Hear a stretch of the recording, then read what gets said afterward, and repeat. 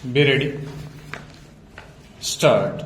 Sir, the budget has been variously described and criticized as one that increases the burden of the common man, one which gives concessions to the rich and encourages foreign investments. Stop. I agree, sir, that it is all this and much more. Stop. But it certainly is not a highwayman's budget. Stop. To my mind, sir, the budget is sincere, conscientious, and at the same time, it is a bold effort on the part of the finance minister who is charged with heavy responsibility of finding resources for the third five-year plan. Stop. This plan, to my mind, sir, is not at all ambitious in view of our needs. Stop. It may be looked upon as a rather heavy demand, but looking to our needs, it is not very ambitious. Stop. Sir, the fact that even the considerations of the coming general elections could not deflect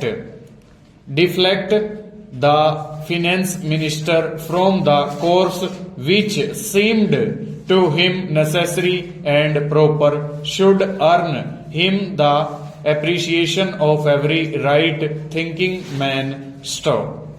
The common man's interest, as I said, is nearer to our hearts than perhaps some others can claim, or at least it is equally nearer to us, and yet there come times in a nation's history when it becomes necessary for the people to postpone the fruits of their labor and enterprise to secure the future. Stop. Here also, sir, opinions may differ. Stop. According to the Communist Party, such a time came during the last Great War when they were exhorting people, the common people, to contribute their full might to the war effort. Stop. According to us, however, sir, we are passing through such a time